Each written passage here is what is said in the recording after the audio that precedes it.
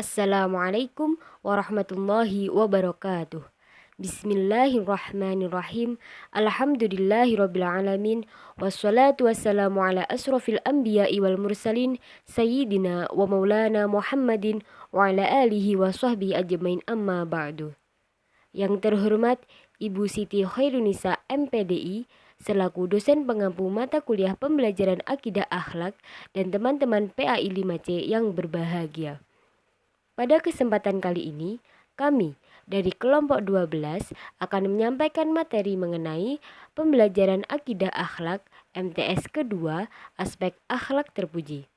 Berikut nama anggota kelompok kami dan topik pembahasannya.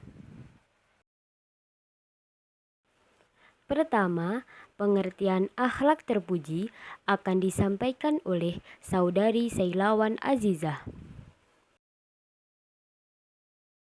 Yang kedua, aspek akhlak terpuji meliputi taubat, taat, istiqomah, ikhlas, ikhtiar, tawakal, qanaah, sabar, syukur yang akan disampaikan oleh Saudari Dwi Maya Istianti. Kemudian, selanjutnya masih mengenai aspek akhlak terpuji meliputi husnudzon, tawadu, tasamuh, ta'awun, menuntut ilmu, kerja keras, kreatif, produktif, dan inovatif akan disampaikan oleh saya sendiri atas nama Mu'arafatul Husna. Yang ketiga, mengenai sifat utama keteguhan Rasul Ulul Azmi akan disampaikan lagi oleh Saudari Seilawan Azizah. Baik, langsung saja ke materi yang pertama. Yang pertama mengenai pengertian akhlak terpuji. Akhlak secara etimologi berasal dari kata kholaqa yang berarti menciptakan, membuat atau menjadikan. Akhlak adalah kata yang berbentuk mufrad akhlakun, jamaknya hulukun, yang berarti perangai, tabiat, atau hulkun yang berarti kejadian buatan ciptaan. Sehingga akhlak secara etimologi berarti suatu sistem perilaku yang dibuat oleh manusia. Akhlak terpuji adalah tingkah laku terpuji yang merupakan tanda keimanan seseorang.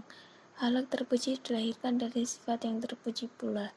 Beberapa akhlak terpuji berikut beserta pengertiannya. Selanjutnya yaitu macam-macam perilaku terpuji. Yang pertama, taubat. Dalam bahasa Arab, kata taubat diambil dari huruf ta, wawu, dan ba yang berarti pulang dan kembali.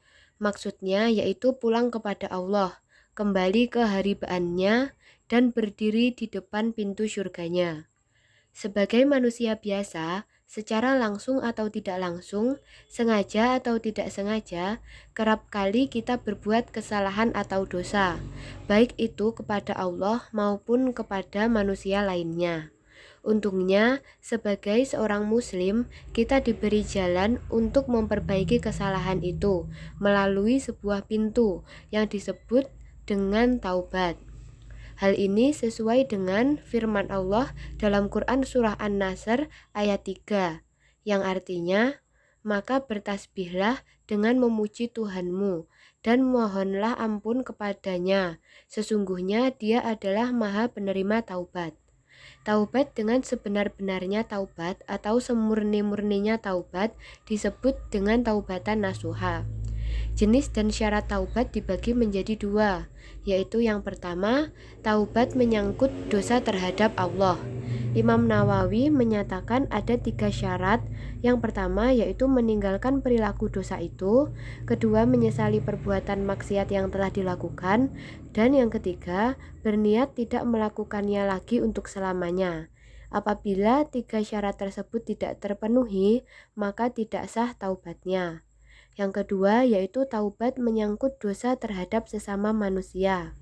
Imam Nawawi menyebutkan 4 syarat, yaitu meninggalkan perilaku dosa itu sendiri, menyesali perbuatan maksiat yang telah dilakukan, berniat tidak melakukannya lagi untuk selamanya, dan membebaskan diri dari hak manusia yang dizolimi dengan cara apabila menyangkut harta dengan cara mengembalikan harta tersebut.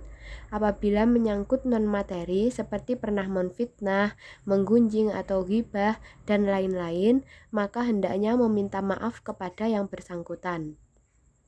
Taubat tidak membuat seseorang hina di hadapan Tuhannya, justru menambah kecintaan dan kedekatan hamba dengan Tuhannya, karena sesungguhnya Allah Subhanahu wa Ta'ala sangat mencintai orang-orang yang bertaubat dan mensucikan diri.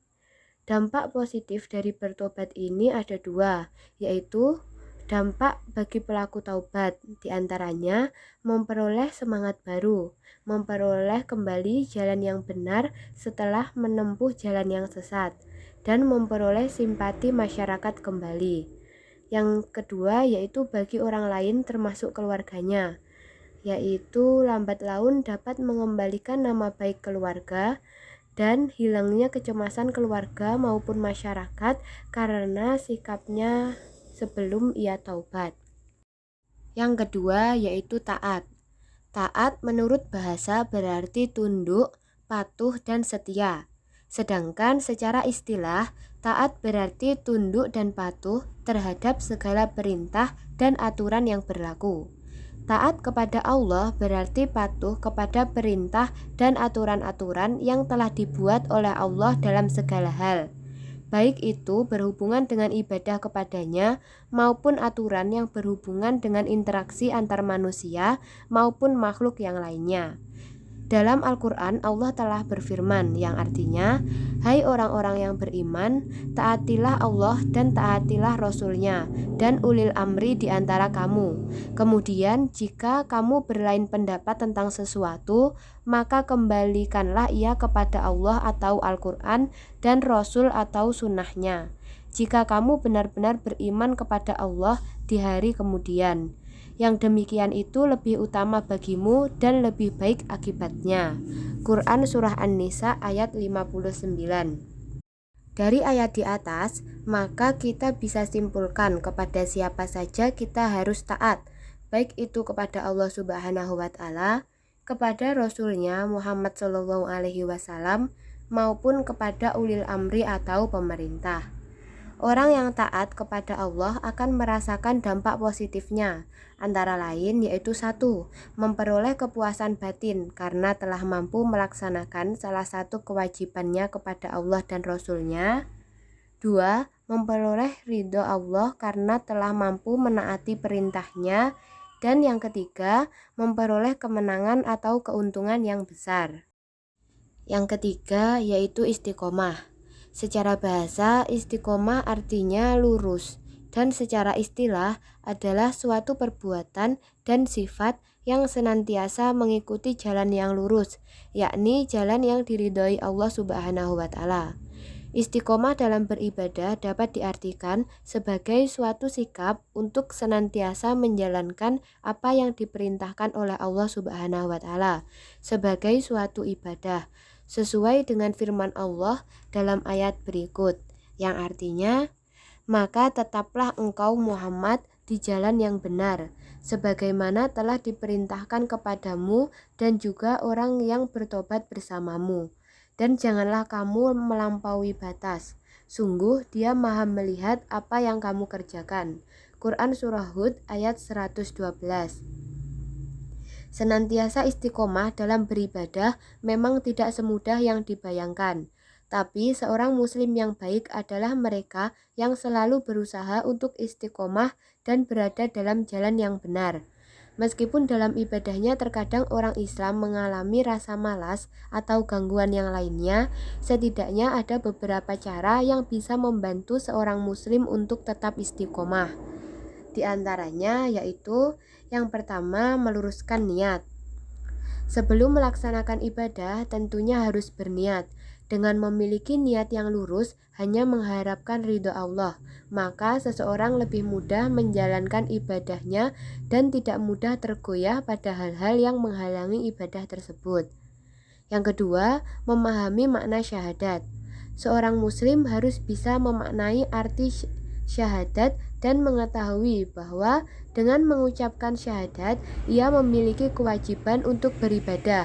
Ibadah itu sendiri adalah sesuatu konsekuensi dari ucapan syahadat yang sifatnya mengikat. Yang ketiga, memperbanyak bacaan Al-Quran. Membaca Al-Quran secara rutin adalah salah satu cara mendekatkan diri pada Allah dan membantu lebih istiqomah. Al-Quran adalah kitab yang meneguhkan hati, sehingga ia tidak mudah tergoyahkan oleh hal-hal yang merusak iman. Yang keempat, meningkatkan kualitas ibadah sedikit demi sedikit. Beribadah sepanjang hari dengan kualitas yang lebih baik tidak mudah, tetapi harus tetap dilakukan. Agar senantiasa dapat beribadah secara istiqomah, dapat dilakukan dengan meningkatkan kualitas ibadah sedikit demi sedikit. Yang kelima, bergaul dengan orang-orang yang soleh. Manusia dipengaruhi oleh orang-orang di sekitarnya. Karenanya, jika ingin istiqomah dalam beribadah, maka bergaulah dengan orang soleh, karena mereka bisa menjadi kawan saat beribadah dan senantiasa menjaga kita dalam kebaikan. Yang keenam, berdoa dan berzikir kepada Allah Subhanahu wa Ta'ala. Allah adalah maha membolak-balikkan hati atas kuasanya, menetapkan apakah ia memberi hidayah ataukah menutup hatinya. Oleh sebab itu, kita dianjurkan untuk selalu berzikir dan berdoa agar tetap istiqomah di jalan yang benar. Selanjutnya, perilaku terpuji yang keempat yaitu ikhlas. Secara bahasa, ikhlas berarti bersih dari kotoran. Sedangkan secara istilah, ikhlas berarti niat mengharap ridha Allah semata dalam beramal sebagai wujud menjalankan ketaatan kepada Allah dalam semua aspek kehidupan. Nilai setiap amalan seseorang di sisi Allah tergantung pada keikhlasan dalam berniat. Artinya, menjaga niat yang ikhlas semata-mata karena Allah dalam menjalankan segala amalan merupakan syarat utama diterimanya semua amal. Sikap ikhlas mempunyai kaitan erat dengan niat, karena adanya sifat ikhlas tergantung pada niatnya. Misalkan, ketika dalam ibadah, seseorang berniat hanya karena Allah Subhanahu wa Ta'ala atau lillahi ta'ala, maka akan muncul sifat ikhlas di dalam hatinya. Sebaliknya, ketika ada maksud lain atau ada campuran di dalam niatnya, seperti agar dipuji, mendapat imbalan, dan lain sebagainya, maka tidak akan muncul sifat ikhlas di dalam hatinya. Dalil mengenai sikap ikhlas ini tercantum dalam firman Allah Quran Surah An-Naml ayat 162, yang artinya, katakanlah, sesungguhnya sholat, ibadah, hidup dan matiku hanyalah untuk Allah, Tuhan semesta alam. Quran Surah Al-An'am ayat 162. Yang kelima yaitu ikhtiar. Secara bahasa, ikhtiar berasal dari bahasa Arab yaitu ikhtiar yang artinya memilih. Secara istilah, ikhtiar adalah usaha sungguh-sungguh seorang hamba untuk memperoleh apa yang dikehendakinya. Orang yang berikhtiar berarti dia memilih suatu pekerjaan, kemudian dia melakukan pekerjaannya dengan sungguh-sungguh agar dapat berhasil dan sukses. Dalam kata lain, ikhtiar adalah berusaha untuk mencapai apa yang diinginkan, tidak berdiam diri dan berpangku tangan, apalagi lari dari kenyataan. Hal ini sesuai dengan firman Allah Subhanahu wa Ta'ala dalam Al-Quran Surah Ar-Ra'd ayat 11, yang artinya, sesungguhnya Allah tidak akan mengubah keadaan suatu kaum sampai mereka merubah keadaan yang ada pada diri mereka sendiri. Quran Surah Ar-Ra'd ayat 11. Hampir setiap waktu, mulai dari bangun tidur sampai tidur lagi, manusia melakukan ikhtiar dalam hidupnya. Di antara bentuk-bentuk ikhtiar yaitu bekerja keras dan tidak menggantungkan nasibnya kepada orang lain, rajin belajar, memiliki sikap perwira, semangat dalam melakukan pekerjaannya, tidak pernah putus asa dalam menghadapi kesulitan. Di antara dampak positif yang kita peroleh apabila kita mau melakukan ikhtiar dengan baik adalah yang pertama, menghilangkan rasa malas, murung, dan keluh kesah. Yang kedua, menumbuhkan harapan baru dalam hidup, karena setiap dari suatu usaha dapat menumbuhkan sejuta harapan, dan dengan banyak berusaha, maka akan semakin banyak harapan. Yang ketiga, adanya kepuasan batin. 4. Terhormat dalam pandangan Allah dan sesama manusia. 5. Menumbuhkan dan meningkatkan keimanan. 6. Menumbuhkan rasa percaya diri dengan apa yang telah diberikan Allah Subhanahu wa Ta'ala kepada diri kita. Dan yang terakhir, memiliki keyakinan bahwa Allah pasti akan menolong hambanya yang mau berusaha. Akhlak terpuji yang keenam yaitu tawakal. Tawakal berasal dari kata tawakkala ya tawakkalu tawakkalan, yang berarti berserah diri atau memasrahkan. Secara istilah, tawakal adalah sikap menyerahkan dan menyandarkan diri hanya kepada Allah semata setelah melakukan ikhtiar dan usaha keras. Firman Allah dalam Quran Surah Ibrahim ayat 11 yang artinya, dan hanya kepada Allah sajalah hendaknya orang-orang mukmin bertawakal.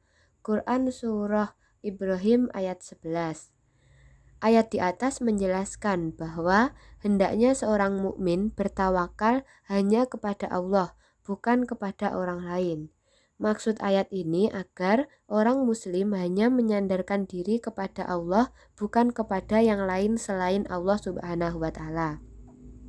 Upaya yang bisa dilakukan dalam membiasakan perilaku tawakal adalah membiasakan mengawali dan mengakhiri setiap aktivitas dengan berdoa kepada Allah, berusaha dengan penuh totalitas, kemudian menyerahkan hasilnya kepada putusan Allah Subhanahu wa Ta'ala. Adapun dampak positif yang kita peroleh apabila kita mau membiasakan perilaku tawakal kepada Allah adalah: yang pertama, meningkatkan keyakinan dan keimanan kepada Allah. 2. Memperoleh ketenangan dan ketentraman jiwa. 3. Mengurangi beban pikiran karena yakin manusia hanya berusaha dan Allah lah penentunya. 4. Mengurangi kejahatan dan tindakan kriminal. 5. Memperoleh keteguhan hati. Dan yang terakhir yaitu menyadarkan bahwa dirinya lemah dan mengakui kebesaran Allah Subhanahu wa Ta'ala. Akhlak terpuji yang ketujuh yaitu syukur. Kata syukur berasal dari bahasa Arab syakaro yashkuru syukron, yang berarti berterima kasih. Bersyukur berarti kita berterima kasih kepada Allah Subhanahu wa Ta'ala atas karunia yang dianugerahkan Allah kepada diri kita. Sedangkan menurut istilah, syukur ialah memberikan pujian kepada Allah dengan cara taat kepadanya, tunduk dan berserah diri hanya kepada Allah Subhanahu wa Ta'ala, serta beramal ma'ruf nahi mungkar. Perintah bersyukur terdapat dalam firman Allah dalam Al-Quran Surah Al-Baqarah ayat 152, yang artinya, karena itu ingatlah kamu kepadaku, niscaya aku ingat pula kepadamu, dan bersyukurlah kepadaku, dan janganlah kamu mengingkari nikmatku. Quran Surah Al-Baqarah ayat 152. Cara bersyukur dibagi menjadi 3 bagian, yaitu bersyukur dengan lisan. Maksudnya ialah mengakui segala kenikmatan yang telah diberikan Allah Subhanahu wa Ta'ala dengan mengucapkan lafal hamdalah. Lalu bersyukur dengan badan atau dengan perbuatan, yakni bersikap selalu taat kepada perintah Allah dan meninggalkan larangannya. Dan yang terakhir bersyukur dengan hati, yaitu mengosongkan hati di hadapan Allah dengan cara konsisten menjaga zikir akan keagungan dan kebesaran Allah Subhanahu wa Ta'ala. Di antara dampak positif yang kita peroleh apabila kita pandai bersyukur atas nikmat Allah adalah mendapatkan jaminan tambahan nikmat dari Allah Subhanahu wa Ta'ala, mendapatkan ridho Allah Subhanahu wa Ta'ala, terhindar dari sifat tamak yang dapat menjerumuskan diri kita pada kufur nikmat, dan memperoleh kepuasan batin karena dapat mentaati salah satu kewajiban hamba terhadap kholiknya. Selanjutnya yang kedelapan yaitu sabar. Kata sabar berasal dari bahasa Arab sobaro yang berarti menahan atau mengekang. Bersabar berarti menahan diri dari segala sesuatu yang disukai dan tidak disukai dengan tujuan mengharap ridho Allah Subhanahu wa Ta'ala. Sedangkan menahan diri artinya mengendalikan diri dari dorongan hawa nafsu yang cenderung negatif. Orang yang memiliki sikap sabar pandai menggunakan perasaan dan pikirannya saat menyikapi suatu masalah. Bersikap sabar tidak hanya pada sesuatu yang tidak disukai, seperti kecelakaan, namun juga pada hal-hal yang disukai, seperti mendapat promosi jabatan atau mendapat rezeki yang tidak disangka-sangka. Menurut Imam Ghazali, sabar dibagi menjadi 3 macam, yakni sabar dalam taat kepada Allah Subhanahu wa Ta'ala, sabar dalam menghindari maksiat, dan sabar saat menghadapi ujian atau musibah dari Allah Subhanahu wa Ta'ala. Firman Allah Subhanahu wa Ta'ala mengenai sabar tercantum dalam Al-Quran Surah Ali Imran ayat 200, yang artinya, hai orang-orang yang beriman, bersabarlah kamu dan kuatkanlah kesabaranmu dan tetaplah bersiap siaga di perbatasan negerimu dan bertakwalah kepada Allah supaya kamu beruntung. Quran Surah Ali Imran ayat 200. Adapun dampak positif apabila kita membiasakan perilaku sabar adalah dapat membendung tipu daya setan, walaupun mereka punya kuasa atau kekuatan yang besar. Allah Subhanahu wa Ta'ala menjamin kenikmatan dunia dan akhirat kepada orang-orang yang sabar, mendapat ampunan dan pahala yang besar dari Allah, dan akan berhasil atau sukses dalam kehidupannya, baik kehidupan dunia maupun kehidupan di akhirat nanti. Selanjutnya, akhlak terpuji yang ke-9 yaitu qanaah. Kata qanaah berasal dari bahasa Arab yaitu qana'a, yaqna'u, qana'an, qana'atan, yang artinya suka menerima apa yang telah diberikan untuknya. Bisa juga berarti rela. Secara istilah, qanaah berarti menerima keputusan yang telah Allah Subhanahu wa Ta'ala berikan dengan tidak mengeluh, merasa puas dan penuh keridhaan atas keputusan Allah, serta senantiasa tetap berusaha sampai batas maksimal kemampuan yang dimiliki. Qanaah merupakan sikap rela menerima dan merasa cukup atas hasil yang diusahakannya, serta menjauhkan diri dari rasa tidak puas dan perasaan kurang. Meski demikian, orang-orang yang memiliki sikap qanaah tidak berarti menerima nasib begitu saja tanpa ikhtiar. Orang-orang hidup qanaah bisa saja memiliki harta yang sangat banyak, namun bukan untuk menumpuk kekayaan. Kekayaan dan dunia yang dimilikinya dibatasi dengan rambu-rambu Allah Subhanahu wa Ta'ala. Dengan demikian, apapun yang dimilikinya tak pernah melalaikannya dari mengingat Sang Maha Kuasa. Dalil tentang sifat qanaah tercantum dalam firman Allah Subhanahu wa Ta'ala dalam Al-Quran Surah Hud ayat 6, yang artinya, dan tidak ada suatu binatang melata pun di bumi melainkan Allah lah yang memberi rezekinya, dan Dia mengetahui tempat berdiam binatang itu dan tempat penyimpanannya. Semuanya tertulis dalam kitab yang nyata, yaitu Lauful Mahfud. Quran Surah Hud ayat 6. Dampak positif dari perilaku membiasakan sikap qanaah adalah, yang pertama, jiwa dan pikiran lebih tenang karena terbebas dari rasa iri dan dengki. 2. Disukai setiap orang karena semua orang akan merasa aman dan nyaman berada di sekelilingnya. Yang ketiga, mendapatkan kebahagiaan dunia dan akhirat. 4. Terhindar dari sifat tamak.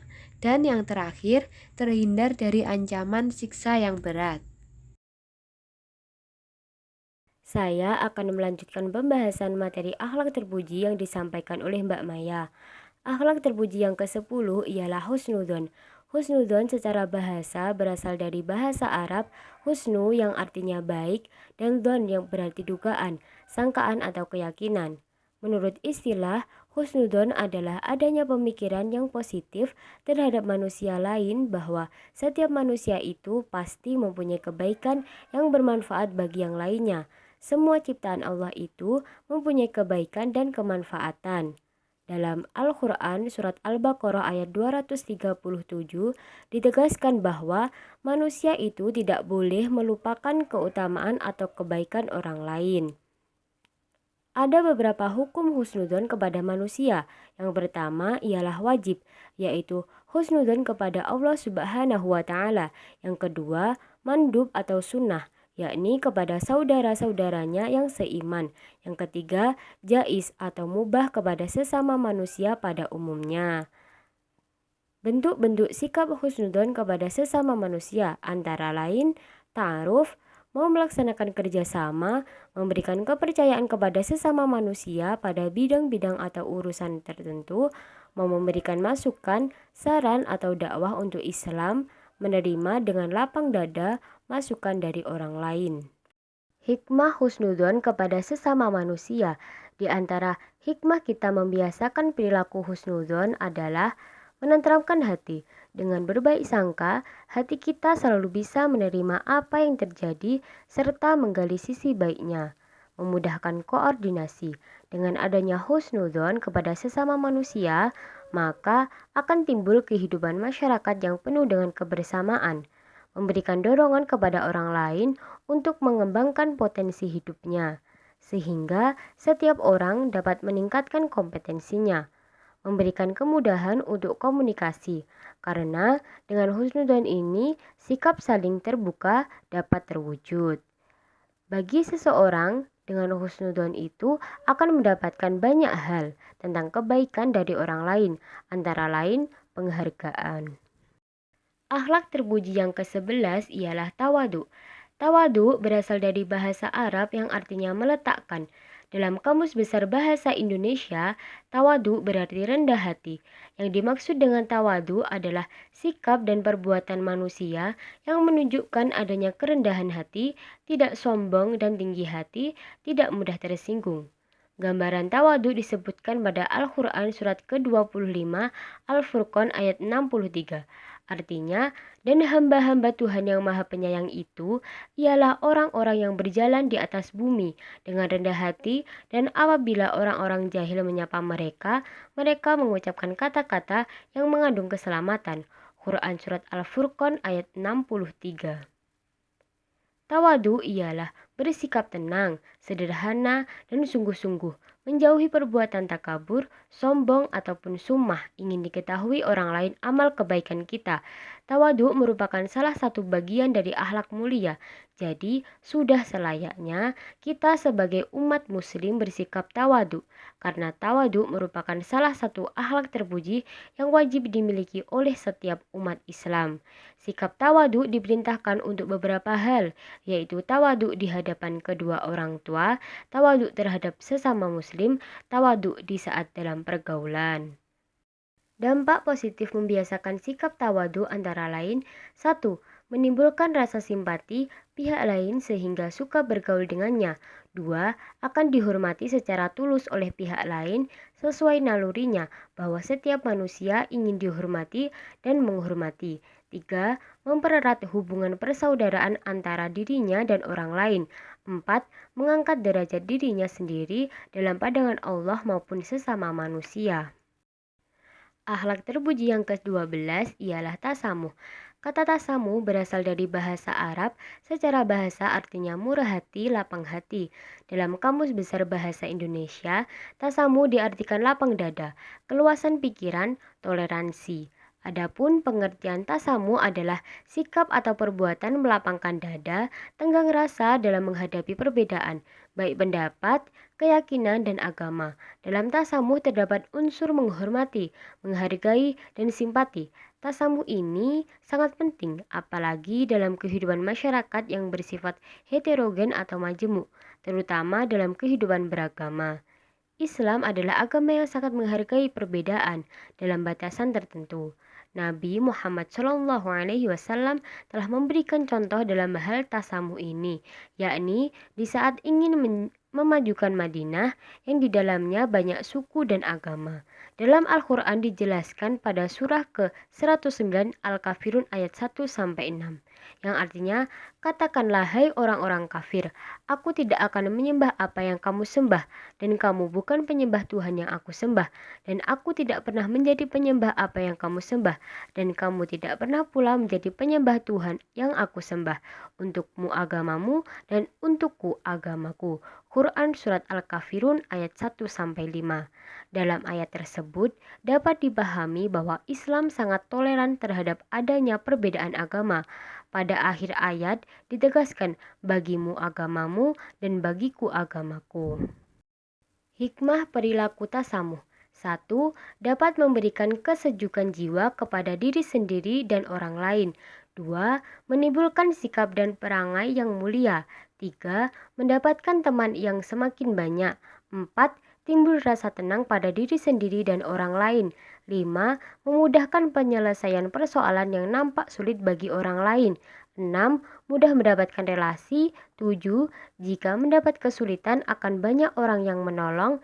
8. Jika melakukan kesalahan, banyak orang yang mau memahami.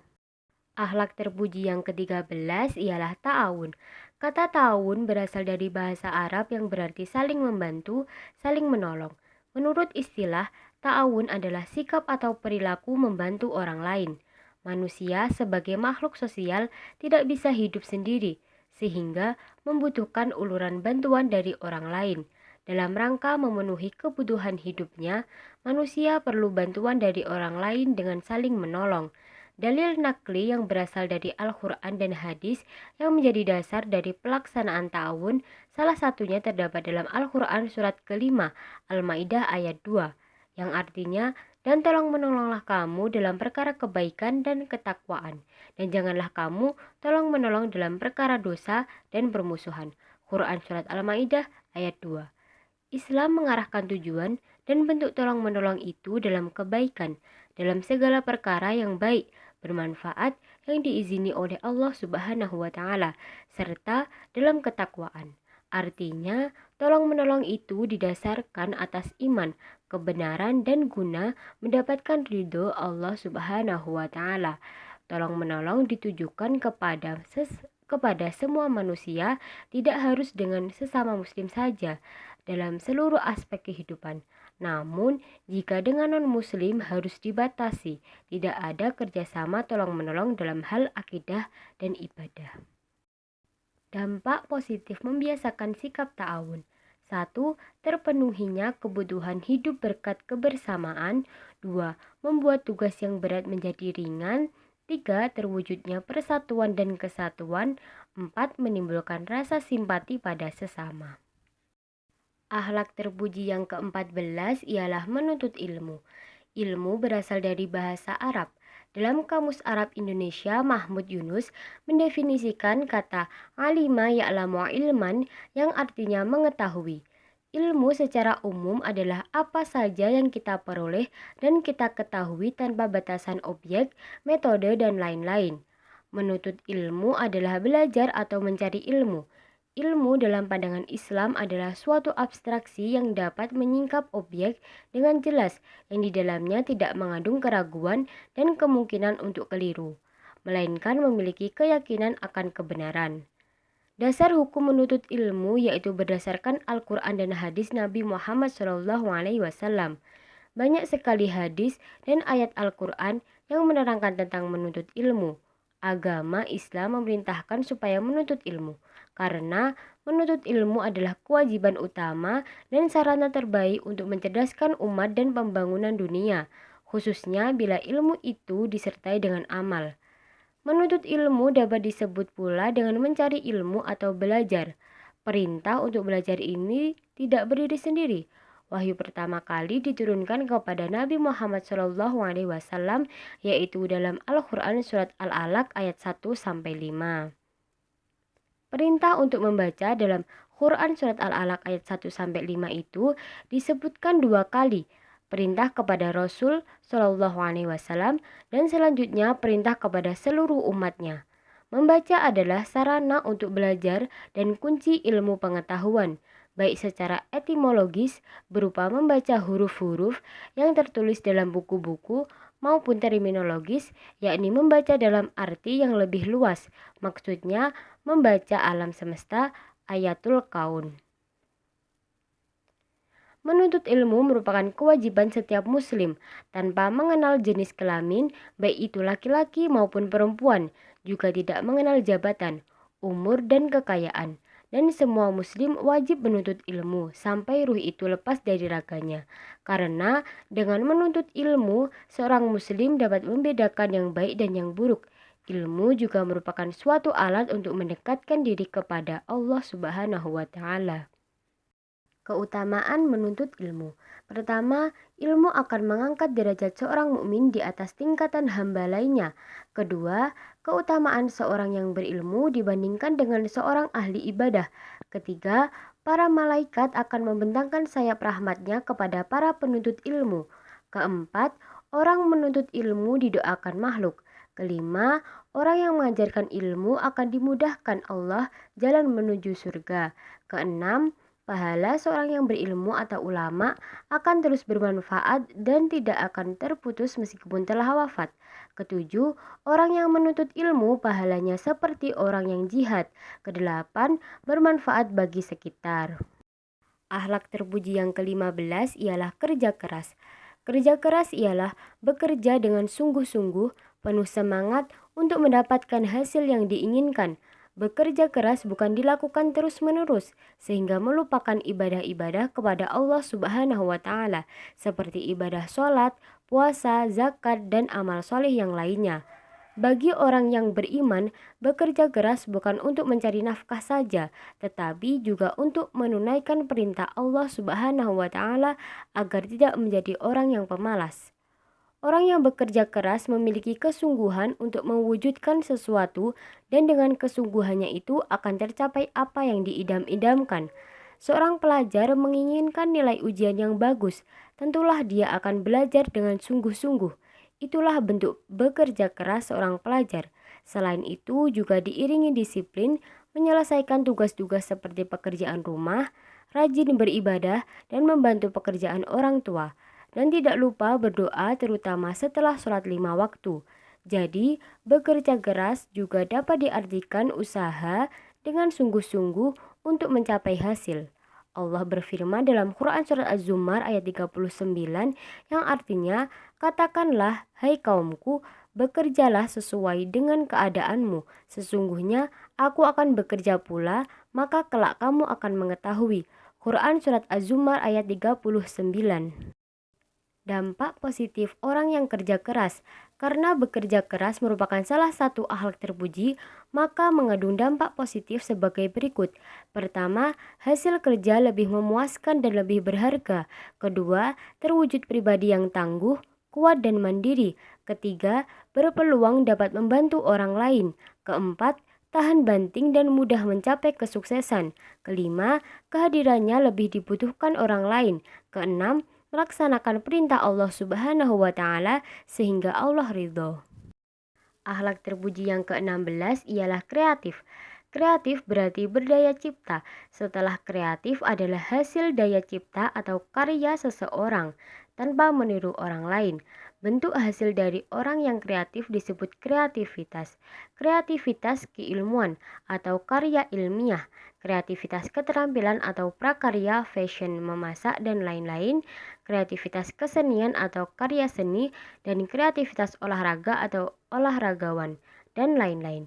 Jadi, kreativitas adalah kemampuan berkarya baik secara keilmuan ataupun secara non-keilmuan tanpa menjiplak hasil karya orang lain.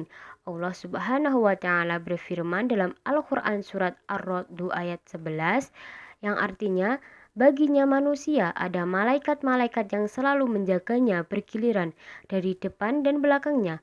Mereka menjaganya atas perintah Allah.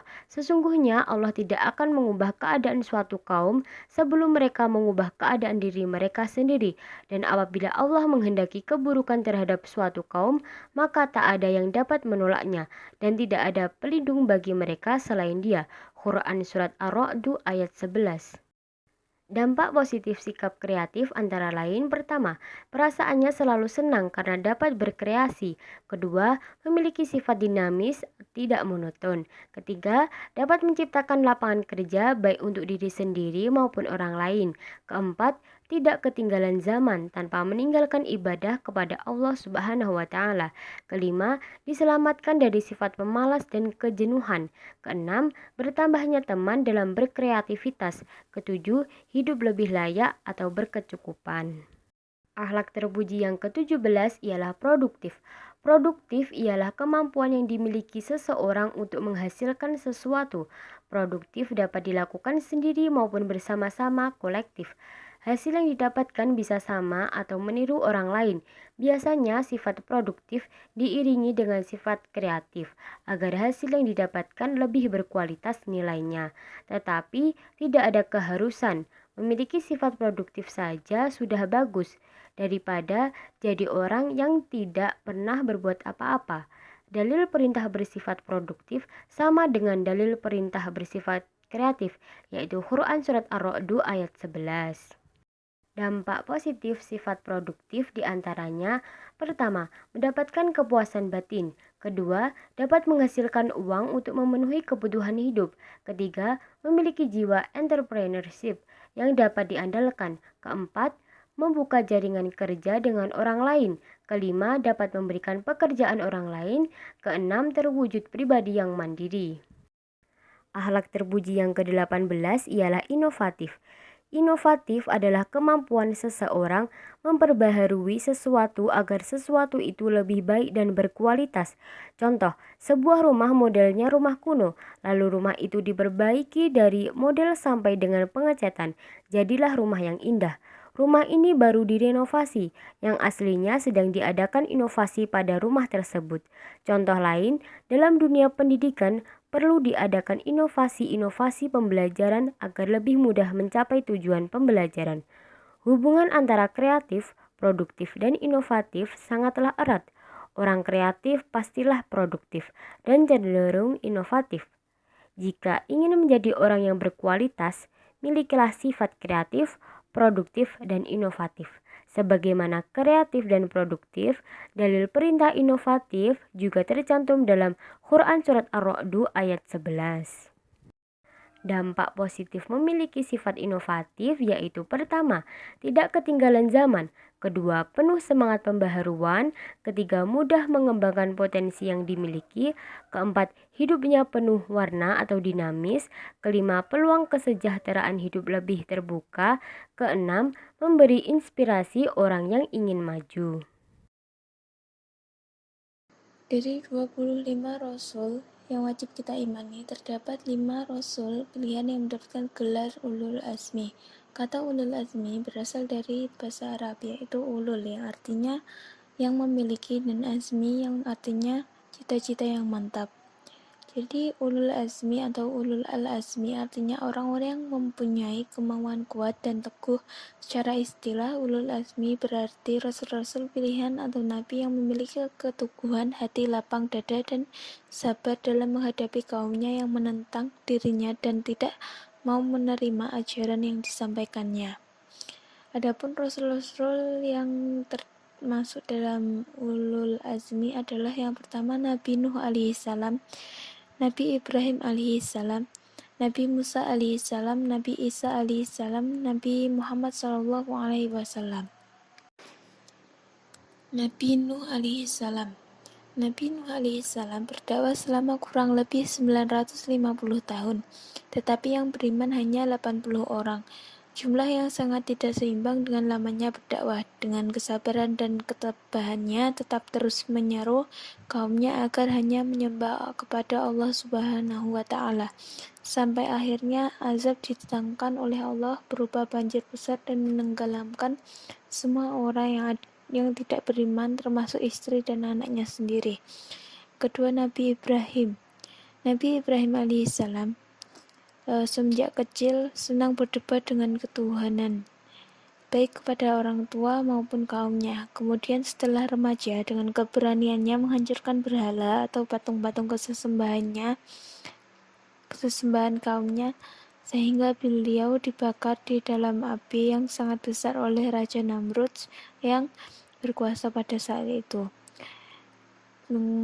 Perintah Allah Subhanahu wa Ta'ala yang pertama terhadap Nabi Ibrahim alaihissalam adalah membawa Siti Hajar dengan anaknya Ismail yang masih bayi ke tempat yang di situ tidak ada pepohonan, tidak ada air, tanahnya yang sangat tandus dan gersang untuk selanjutnya diperintahkan Tuhan. Keduanya harus tinggal di tempat tersebut. Yang kedua, perintah Allah kepada Nabi Ibrahim adalah menyembelih putra kesayangannya Ismail, dan tentu hal ini suatu ujian yang paling berat bagi beliau. Perintah yang ketiga, sehingga Nabi Ibrahim harus ke Makkah lagi, adalah perintah membangun Baitullah atau Ka'bah bersama anak beliau, Ismail. Semua perintah Allah beliau laksanakan dengan penuh kesabaran dan ketabahan, tetapi semuanya berujung kepada pertolongan Allah Subhanahu wa Ta'ala. Yang ketiga, Nabi Musa alaihissalam. Sifat dan keteguhan Nabi Musa yaitu kesabaran dan ketabahannya, karena pada zaman itu beliau harus berhadapan dengan seseorang raja yang sangat kejam, zalim, dan bengis. Lebih dari itu, dia mengaku sebagai Tuhan yang harus disembah. Jika tidak mau, pastilah mati di tangannya, yaitu Fir'aun. Yang keempat, Nabi Isa alaihissalam. Tantangan yang dihadapi Nabi Isa dalam menyampaikan dakwah adalah para pendeta Yahudi. Kaum Yahudi ini selalu menyulut api keangkuhan dan kesombongan, bahkan mendustakan ajaran itu.